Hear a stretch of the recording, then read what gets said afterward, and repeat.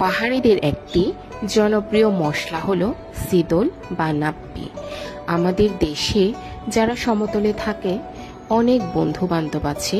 এই নাপ্পি নিয়ে অনেকের অনেক রকম ধারণা যে এটা কি, এটা কিভাবে খায়, এটা কি দিয়ে তৈরি করা হয় বা এর ঘ্রাণ নিয়ে অনেকের অনেক প্রশ্ন কৌতূহল থাকে। এই ভিডিওটি সম্পূর্ণ দেখলে আপনাদের সব প্রশ্নের উত্তর আশা করি পেয়ে যাবেন। হ্যালো এভরিওয়ান, ব্যাকোনরে জুজু, আশা করছি সবাই ভালো আছেন। পরিষ্কার পরিচ্ছন্নভাবে কিভাবে সিদল তৈরি করে তার পুরো প্রক্রিয়া আপনাদের সাথে শেয়ার করব। চলুন দেখে নিই পুরো ভিডিওটি। প্রথমে টাটকা চিংড়ি মাছে কিছুটা লবণ দিয়ে পরিষ্কার করে ধুয়ে নিতে হবে।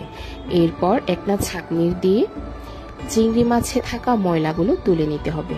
এরপর চিংড়ি মাছগুলোতে থাকা এক্সট্রা পানি ঝরিয়ে এর মধ্যে লবণ দিয়ে ভালো করে মিক্স করতে হবে যাতে সব চিংড়ি মাছগুলোতে লবণ মিশে যায়। এরপর সব চিংড়ি মাছগুলো একটি পাত্রে রেখে র্যাপিং পেপার দিয়ে পুরো পাত্রটাকে ঢেকে রাখতে হবে পুরো 3 দিন। 3 দিন পর চিংড়ি মাছগুলো একটু লালচে কালারের হয়ে যাবে। তারপর অল্প অল্প চিংড়ি মাছ নিয়ে ব্লেন্ডারে ভালো করে ব্লেন্ড করতে হবে।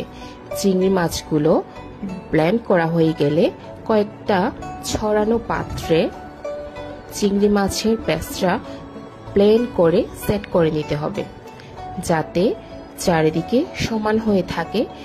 এতে চারপাশ ভালো করে শুকাবে। এভাবে করে চিংড়ি মাছের পুরো পেস্টটা ঢেলে একটা স্প্যাচুলার সাহায্যে পেস্টটা ভালো করে প্লেন করে সেট করে নিতে হবে। এবার উপরে নেট দিয়ে ঢেকে দিয়ে কড়া রোদে শুকোতে দিতে হবে।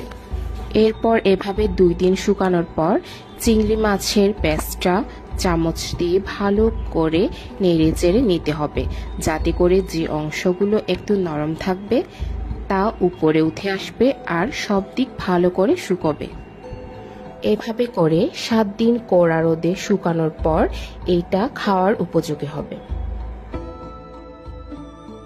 ব্যাস তৈরি হয়ে গেল পাহাড়িদের মজার জনপ্রিয় খাবার নাপ্পি।